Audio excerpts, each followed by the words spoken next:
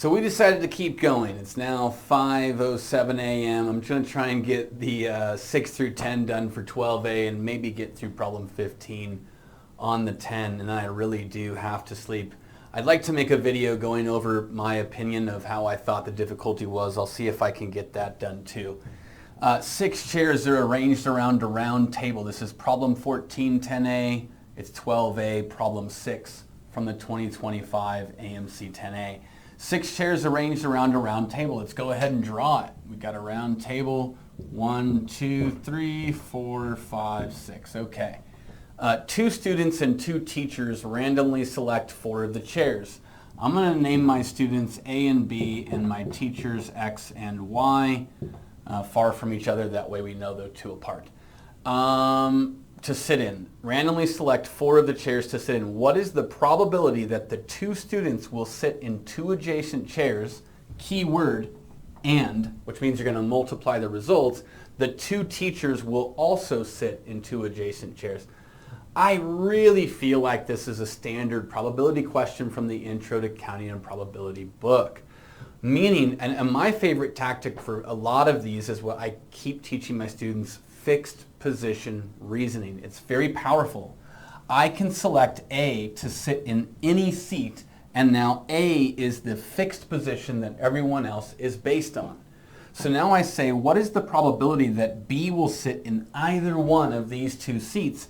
And that probability is 2/5. So then once that's done, I just place B in one of the seats to think about what's going to happen from here. It doesn't matter which one, but there's a 2/5 chance that B sits next to whatever chair, because A does have to sit in one chair. So I call it fixed position reasoning. I'm not sure it's officially called that, but that's what I call it. Okay, so the 2 students and the 2 teachers will. So it was here that when I was solving, I kind of wasn't sure which way I wanted to go about it. I figured I would just say, let's say that the teacher X sits in one of these 2 chairs. So I'm going to say, like, case 1, if X, B, or XA. Essentially, X is by B or A. If that happens, what's the chance that X sits in one of those 2 seats? 2 out of 4. Then I'm going to multiply that by now the chance that Y sits in the seat next to X. That's going to be 1/3. I also want to consider, what if X did not sit next to B and A? And I noticed that that's going to be 2/5 times 2/4. The 2/5 is the same for B's decision. It's like this is case 2 now, where X is going to sit in one of these seats instead. And there's 2 of those seats, but now when Y sits down, there are 2 good seats. Here, out of 3, instead of only 1 out of 3, there's 2 good seats that Y could sit in, so it's going to be 2/3. At this point, you would add these 2, and I'm going to factor out, I'm going to cancel the 2 2's and the 4. So I've got 2 2's and a 4. So I've got 1/15 plus 2/15 equals 3/15 equals 1/5. Now, it was at this point that I really kind of want to find it a different way. And this is why when you're good at probability and counting, you can calculate this answer in a different method and see that the 2 will confirm each other. So I don't have any lack of confidence with fixed position reasoning, but what I did kind of wonder is, what if I had approached the teachers a different way? What if I instead said there's 4 teachers and I want to choose 2 of them, 2 seats, or there's 4 seats, I want to choose 2 of them for the teachers to sit down in. What is that calculation? Well, that's 6, of course. And so out of 6, how many of those seats would have been adjacent without regard to order? These 2, and these 2. And that, of course, is 3 out of 6. If you look back at our work over there, if we had just factored out 2/5 times 2/4, we would have had 1/3, 1/3 plus 2/3. But didn't we have something else? Oh, no. I don't know. I thought I had it another way over here. I thought I had 1/2. Oh, it's probably right here. Okay, yeah, it's this calculation right here because this was the teacher's decision. So 2/4, 1/2 times 1 is going to be 1/2, and this is also 1/2. And so if you take 2/5 times 1/2, you also get 1/5, or here you get 1/2. Same thing, but a different way. This is combinations. How many ways could they choose 2 seats? And then how many of those ways are favorable where they are next to each other like this. So we can be very confident now. 2 different calculation methods. Going to get to the next problem. Okay, so we are back. Sorry, I had a full day of classes from the moment I woke up. And then I gotta, look after my dog and cat and go get some food and things like that. Didn't get a chance to film till just now. And so we're gonna get some problems filmed. It's not that late tonight, about 11, but I don't plan to film all night again. I'll probably film till about 1. I gotta be up at 9 tomorrow morning and I can't destroy sleep all the time. So in a certain alien world, the maximum running speed, problem 7, continuing from this problem 6, rapid fire 6 through 10. In a certain alien world, the maximum running speed v of an organism is dependent on its number of toes, n, and number of eyes, m. Weird, right? The relationship can be expressed as this. And you look at it, you're like, it's a lot of stuff. Centimeters per hour, which we don't really care about, but you might later, we don't know. So you just kind of go, oh, that's very slow. Where K, A, and B are integer constants. In a population where all organisms have 5 toes, now I just want to kind of stop here when I'm reading and I go back to look at what toes was. Toes is n, so I'm going to write V equals K times 5A to the MB. In that population, those organisms have this fact, log base V, or log V rather, log base 10, equals 4 plus 2 log of m. And here's the first thing you have to tell yourself. It's a lot of words, and a lot of people get really uncomfortable with log problems. I used to be one of them for a long time. I'm like, oh, it's a log problem. I don't know if I'm going to get it. Logs are weird. But you really just have to apply log rules. And you just have to tell yourself, self, calm down. If you just apply log rules, it'll probably fall apart. And there's been very few in the AMC series that don't abide by that general rule, where you have to be very clever or manipulative, but the vast majority are just log rule applications. And if you understand the basics of logs and you can get yourself to not freak out, you're just going to look at this 4 and go, well, I got 2 choices here. I could either convert this right now, and this is one way to do it. I call it smiley frog face. Smiley frog face is nothing more, let's see if I can make enough space here, is nothing more than a visual conversion technique. Log base A of B equals X. To convert to exponential form, you're going to go A, you touch the A first, then you touch the X, equals, and you're going to hit the equals, and when you hit the equals, you will write it, and then you will keep going, and there's the smiley frog face. Okay? It looks like a stuffed animal I had as a kid. I call it this. It also works with this one. You'll do log base A of B, the first things that you write, equal X. So it's a great little visual conversion method. And you can do that here. There's a base here of 10. I could write 10 to the power of 4 plus, and I'm going to go ahead and put this 2 on the m right now.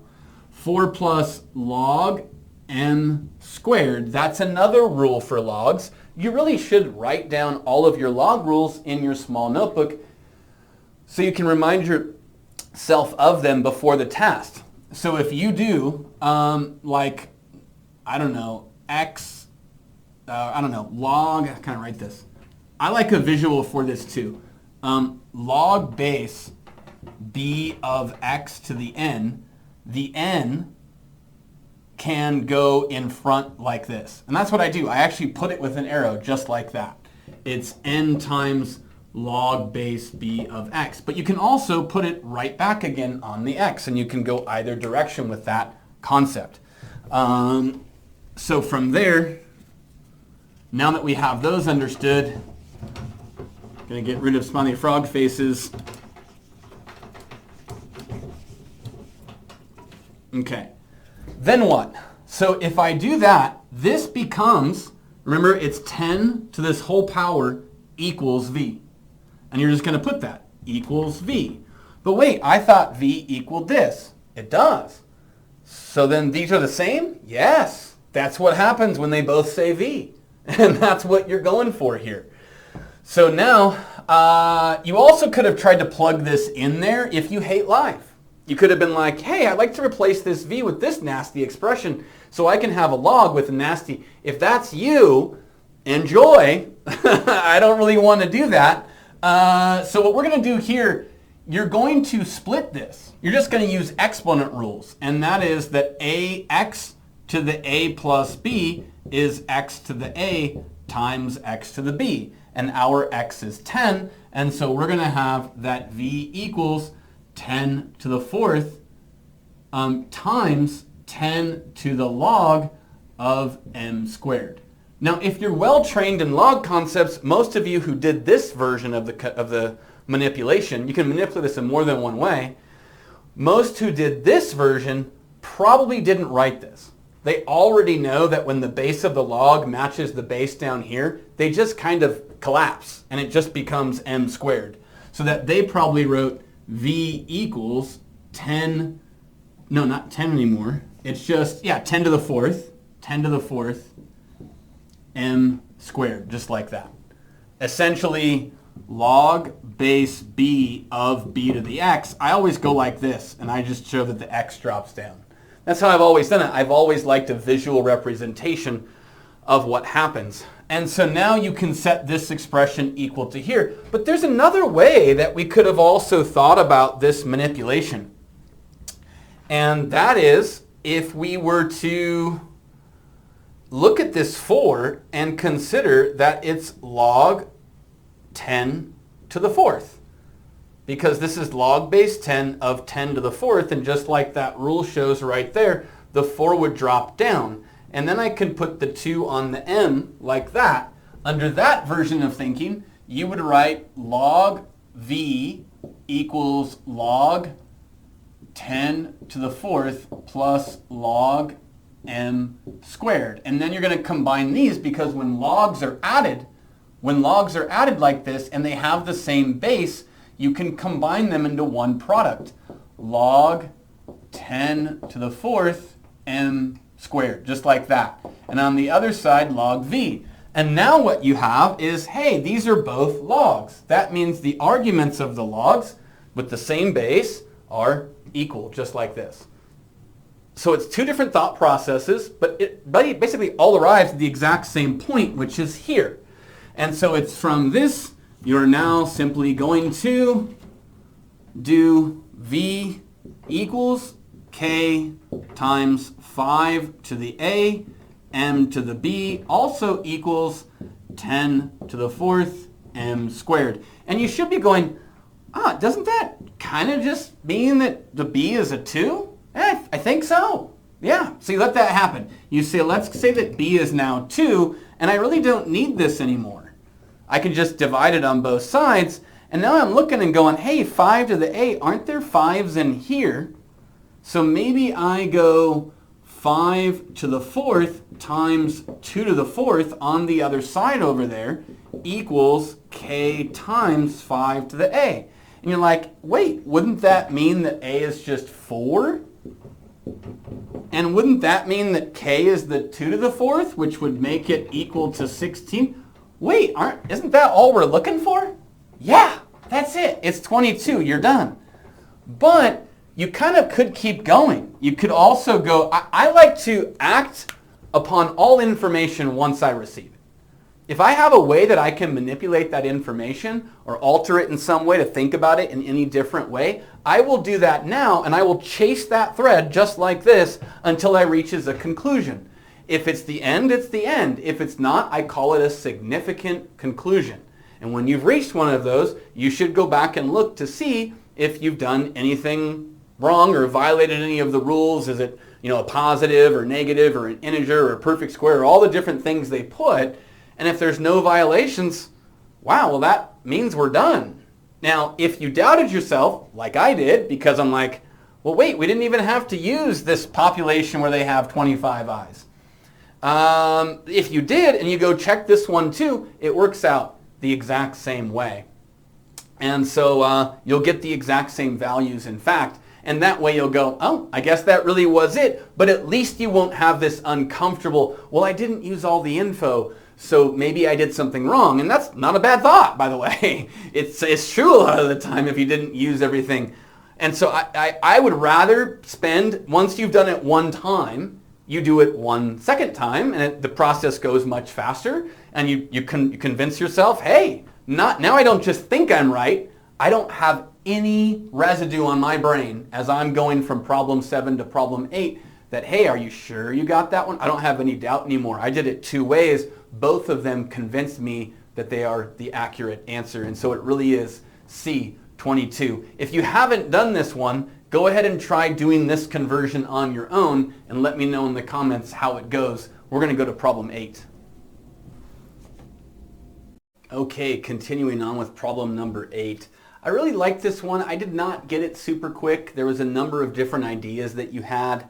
It was one that I did initially skip and come back to, or I got a little ways in, thought, I think I can get this, but I want to see what else is on the test. So I tried to kind of skip ahead a little bit and then circled back to it and was able to figure it out.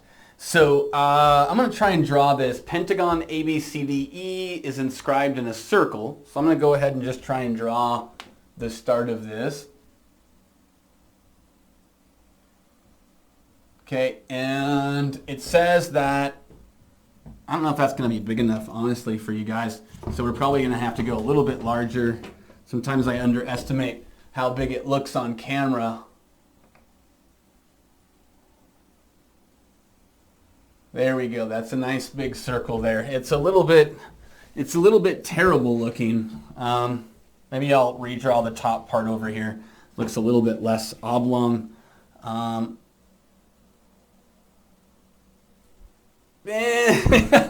It's gonna work. Just pretend. Okay, so BEC here. These are not consecutive angles. You're skipping over to here and going to here. CED also. It's like what are these angles? You don't really know. So the fact that they're both 30, I would ignore that for now because you can't visualize except rough guessing. But let's get some more info first. Let AC and BD, which are also diagonals, intersect at point F, and the first thing we can actually act on. Suppose that AB is 9 and AD, which is a diagonal, is 24. So what I'm going to do is just kind of go like this and label that AB and label it 9. Now I don't really know where to put the other points at this point, and so what I did on my paper is I drew it twice. The first time was, and then you go, oh, I think I get it now what I want to happen. And I'm just going to draw the second version now based on these 2 angles, what's going to occur. And I'll explain my thought process in a moment. Okay, so that I've got C here and D here. And what I need is that this is going to have to equal this. And that's because B is going to come down here and hit E. And C is going to come over here and hit D, and they're both 30 degrees. The angles, which means the arcs they intersect, are 60, and that means the chords at those arcs are equal. So that's why I drew that there like that. Maybe we could go a little bit more south here. Like that. Okay. So now I'm going to try and draw so it looks like roughly the same angle.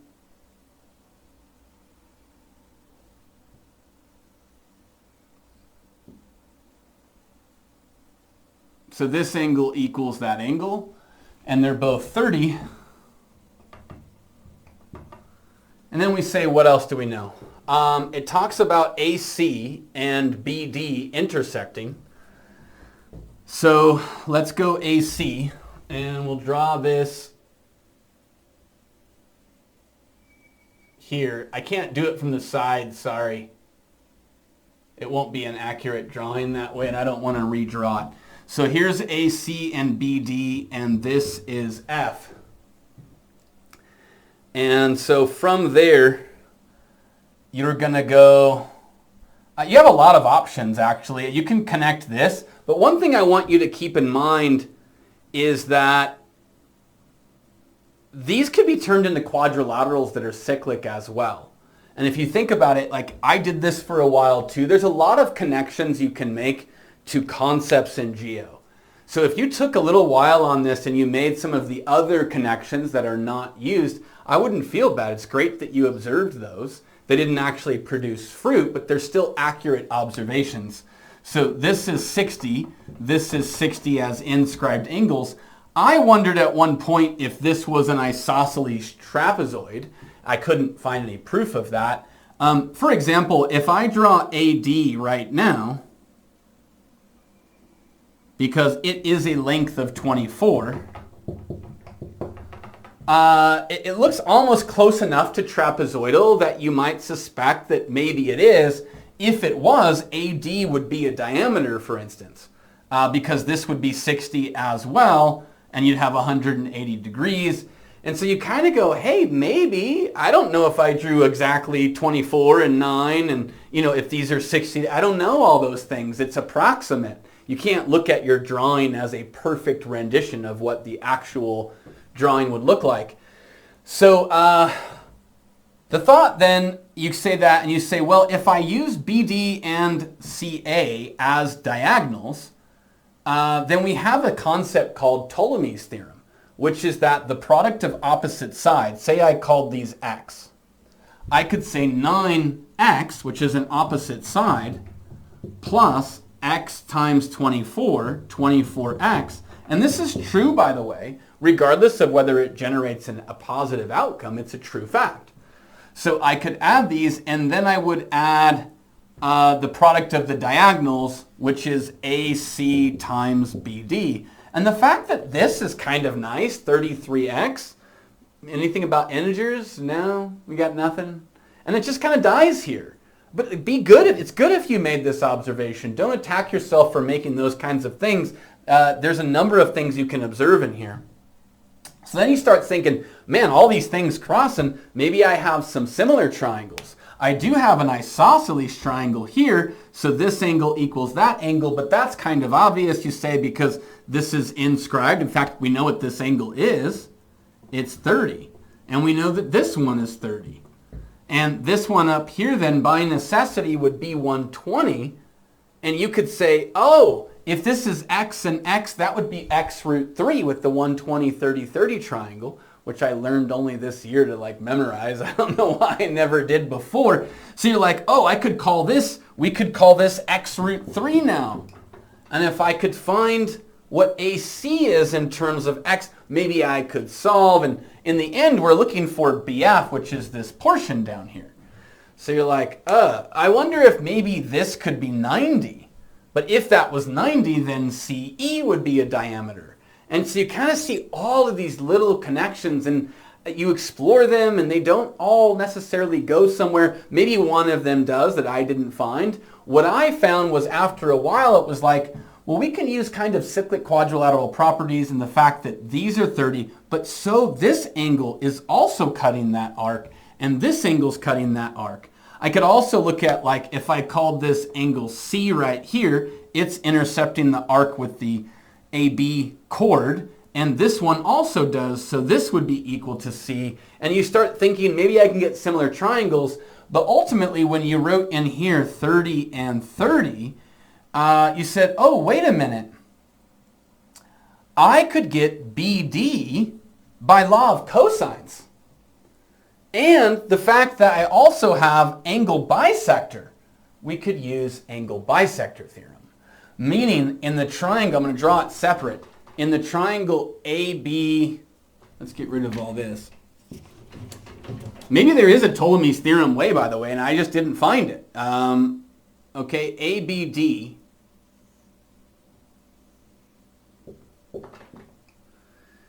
When you bisect an angle, honestly, your first, second, and third thoughts should be angle bisector theorem. It's the usual construct that you'll use. And we have 9 and 24, which means the ratio of this to this is the same as the ratio of BF to FD. So since this is 9 to 24, that ratio is 3 to 8. And I would label this, I'm reborrowing the x now. X is no longer this. I repurpose variables all the time, and x is the best variable, fight me. So 3x, 8x ratio. So you have that. So now you've got BD as 11x. And now you go, oh, and sometimes I didn't actually write these as 30. I just marked them as equal. And then it was after looking and thinking about it, why do we know these are 60? Oh, wait, this is a 60 degree. Oh, and then it hits you that you have law of cosines. So I had already had written here 3x, and then I said FD is 8x. I didn't want to write 8x in there because I wouldn't, what if I thought it was F to here or something? So I write it on the side usually like this AD. But now you go, oh, okay, law of cosines. Well, we're going to write 11x squared, which is 11x quantity squared equals 9 squared plus 24 squared minus 2 times 9 times 24 times a cosine of 60. Just like that. Then from there, you've got 121x squared equals 81 plus, I'm going to put it as 24 times 24. Cosine of 60 is 1/2. So the 2 and the half cancel, and I've got minus 9 times 24. By not multiplying this to 576, you can now factor out the 24, and you have 24 times 15, which is 360.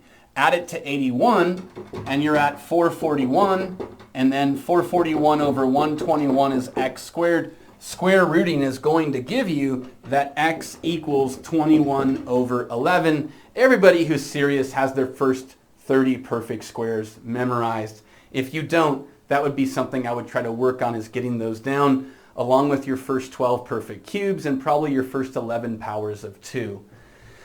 Okay, then what? Oh, this is 21 over 11, and we're looking for 3x. It's going to be 3 times 21, 63 over 11, and that is the answer. I think if you spent even 10 minutes on this problem, I'm not really alarmed. There was a lot of problems that had a lot of time drain type activity in them, and if you took 20 minutes, okay, now we got a problem, you probably should have just skipped it outright.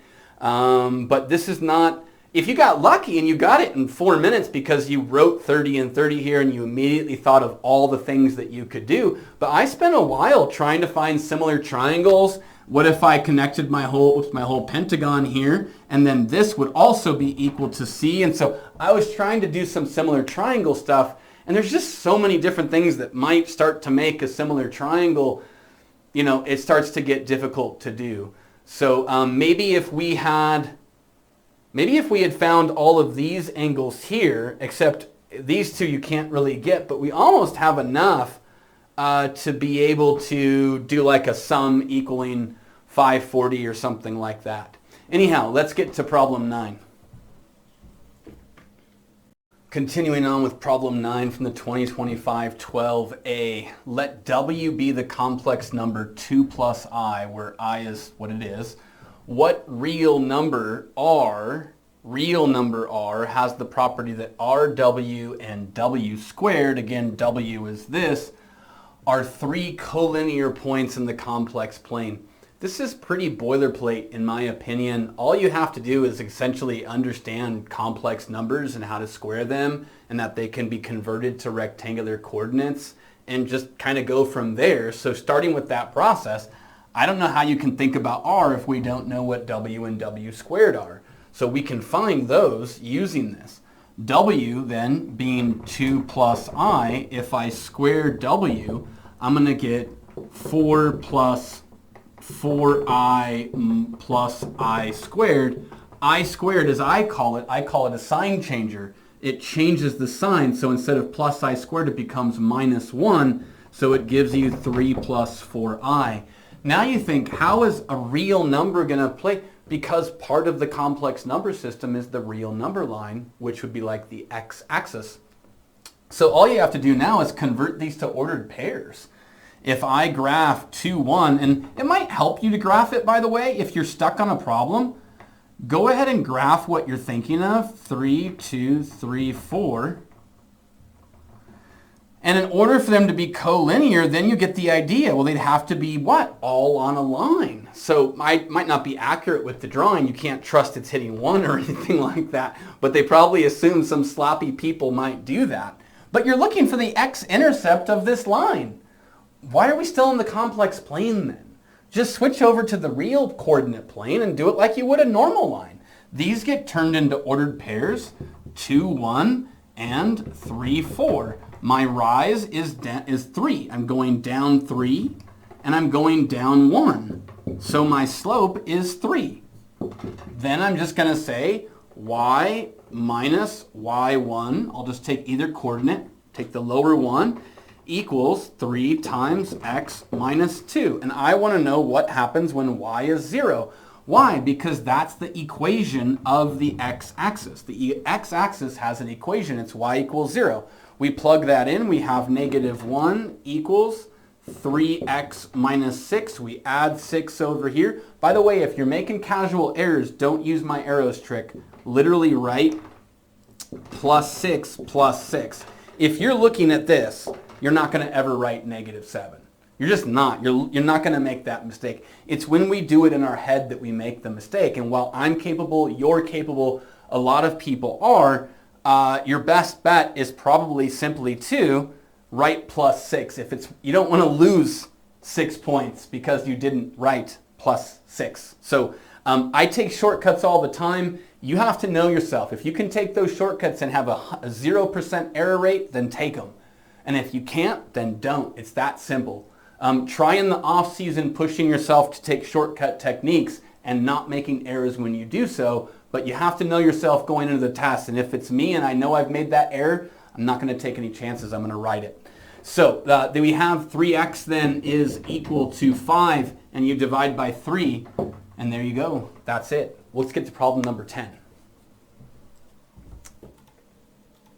And the final one of this rapid fire set, finally getting it done.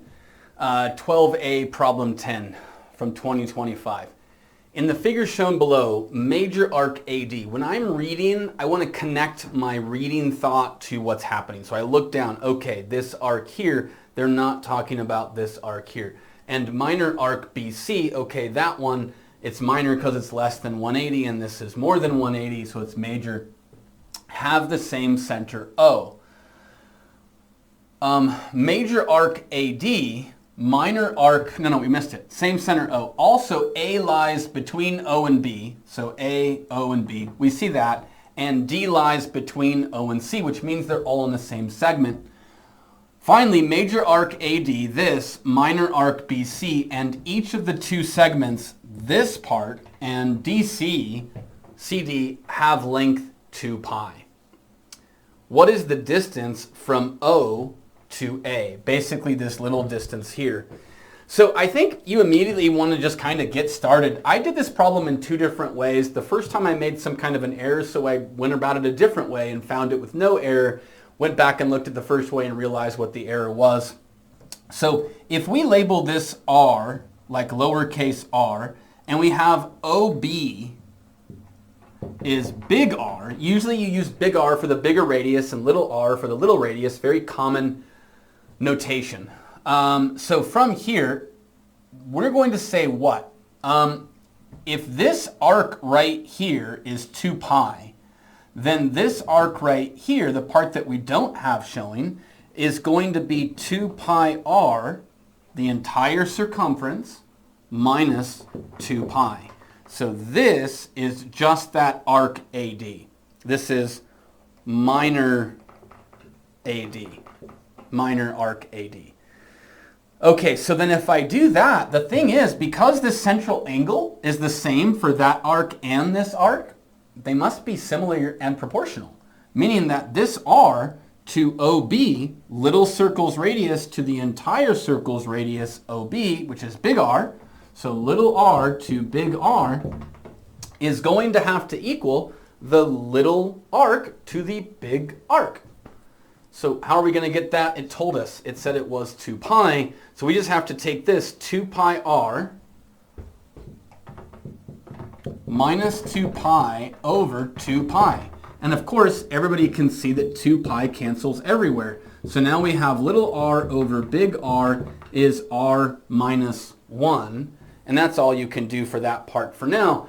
So then what? What are we looking for? What is the distance from O to A, which we're looking for little r? So 2 pi r minus 1. We don't need that at all. Okay, we also know, by the way, though, that r, which is OB, minus little r is AB. So we can also say that big R minus little r is 2 pi. So with that in mind, we can either replace, we're looking for little r, so why don't we solve this for big R, 2 pi plus r, and go replace that over here. I am going to work down here. I don't want to erase these answers, but we're going to. I don't think those are it. But we don't have enough board space here, so it is what it is. Someone wants to sponsor me for a huge whiteboard that takes up my whole wall. I love you. Okay, then this over here is going to be nothing, actually. We're just going to multiply by big R to the other side and replace it with 2 pi plus little r. So then if I distribute, I get r equals 2 pi r plus r squared minus 2 pi minus r. From there, I probably want to make a quadratic. So we're going to rearrange it to be r squared. We're going to have plus 2 pi minus 2r. Basically, I'm going to take this r over to here and combine it because it's going to be minus r, and then group the negative 2r and the 2 pi r together here. Hopefully you guys can see this. Yeah. And then equal to, oh, we got something else too. We got minus 2 pi. So now that's equal to 0. In fact, I'm just going to erase my drawing now at this point. We don't really need it. I need the board space. So I don't want to lean down there on my, crouch down to write. So now all we have to do, we're solving for r. So what's negative b? Negative b is 2 minus 2 pi plus or minus the square root of b squared. So if I square 2 pi minus that, I'm going to get 4 pi squared minus 4 pi times 2, which is minus 8 pi plus 4, and that's b squared minus 4ac.